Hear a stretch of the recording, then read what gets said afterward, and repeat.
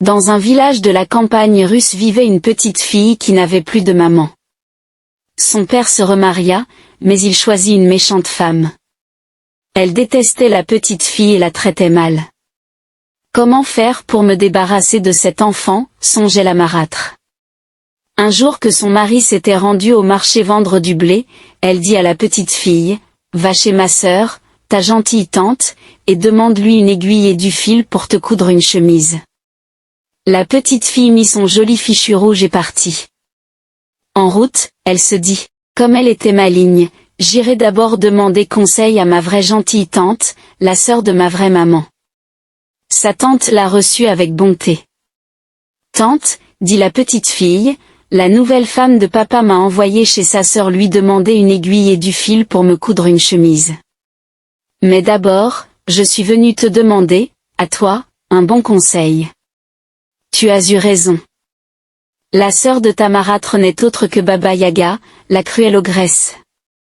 Mais écoute-moi, il y a dans son jardin un bouleau qui voudra te fouetter les yeux avec ses branches, noue un ruban autour de son tronc. Tu verras une grosse barrière qui grince et qui voudra se refermer toute seule, mets de l'huile sur ses gonds. Des chiens voudront te dévorer, jette-leur du pain.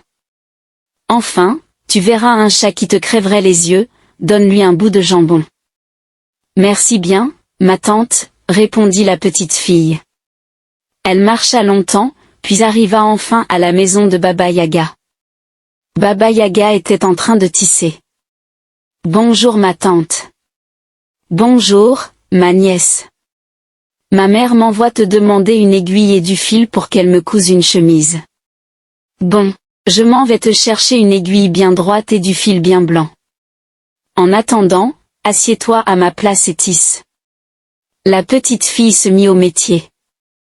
Elle était bien contente. Soudain, elle entendit Baba Yaga dire à sa servante dans la cour, « Chauffe le bain et lave ma nièce soigneusement. Je veux la manger au dîner. » La petite fille trembla de peur. Elle vit la servante entrer et apporter des bûches, des fagots et des seaux pleins d'eau. Alors elle s'efforça de prendre une voix aimable et gaie, et elle dit à la servante, « Ma bonne, fends moins de bois, et pour apporter l'eau, sers-toi plutôt d'une passoire. » Et elle lui donna son joli fichu rouge. La petite fille regarda tout autour d'elle. Un feu vif et clair commençait à flamber dans la cheminée, l'eau se mettait à chanter dans le chaudron, et bien que ce fût une eau de graisse, elle chantait une jolie chanson. Mais Baba Yaga s'impatientait. De la cour, elle demanda, « Tu tisses, ma nièce ? Tu tisses, ma chérie ? » « Je tisse, ma tante, je tisse. » Sans faire de bruit, la petite fille se leva, alla à la porte. Mais le chat était là, maigre, noir, effrayant.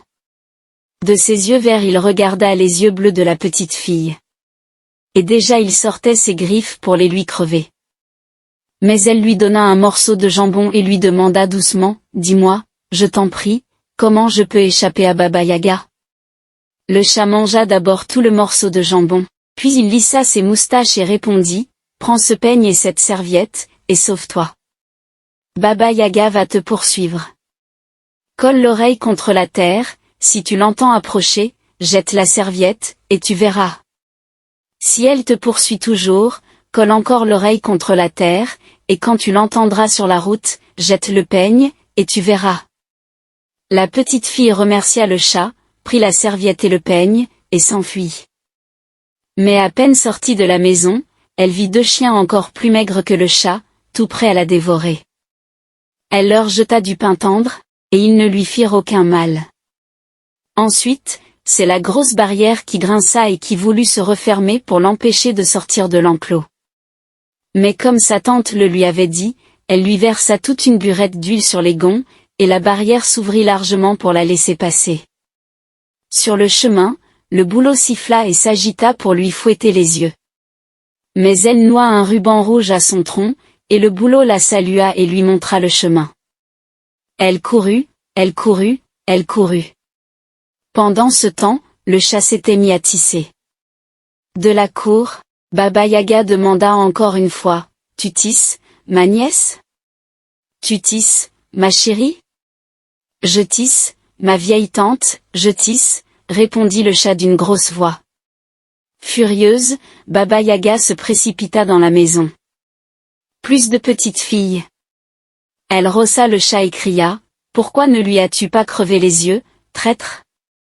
Et, dit le chat. Voilà longtemps que je suis à ton service, et tu ne m'as jamais donné le plus petit os, tandis qu'elle m'a donné du jambon. Baba Yaga rossa les chiens. Et dirent les chiens. Voilà longtemps que nous sommes à ton service, et nous as-tu seulement jeté une vieille croûte? Tandis qu'elle nous a donné du pain tendre. Baba Yaga secoua la barrière. Et, dit la barrière. Voilà longtemps que je suis à ton service, et tu ne m'as jamais mis une seule goutte d'huile sur les gonds, tandis qu'elle m'en a versé une pleine burette. Baba Yaga s'en prit au boulot. Et, dit le boulot. Voilà longtemps que je suis à ton service, et tu ne m'as jamais décoré d'un fil, tandis qu'elle m'a paré d'un beau ruban de soie. Et moi, dit la servante, à qui pourtant on ne demandait rien, et moi, depuis le temps que je suis à ton service, je n'ai jamais reçu de toi ne serait-ce qu'une loque, tandis qu'elle m'a fait cadeau d'un joli fichu rouge. Baba Yaga siffla son mortier, qui arriva ventre à terre, et elle sauta dedans. Jouant du pilon et effaçant ses traces avec son balai, elle s'élança à la poursuite de la petite fille, à travers la campagne. La petite fille colla son oreille contre la terre, elle entendit que Baba Yaga approchait. Alors elle jeta la serviette qui se transforma en une large rivière. Baba Yaga fut bien obligée de s'arrêter. Elle grinça des dents, roula des yeux jaunes, courut à sa maison, fit sortir ses 3 béhuves de l'étable et les amena près de la rivière. Et les béhuves burent toute l'eau jusqu'à la dernière goutte. Alors Baba Yaga reprit sa poursuite. La petite fille était loin. Elle colla l'oreille contre la terre. Elle entendit le pilon sur la route. Elle jeta le peigne qui se changea en une forêt touffue. Baba Yaga essaya d'y entrer, de scier les arbres avec ses dents. Impossible. La petite fille écouta, plus rien.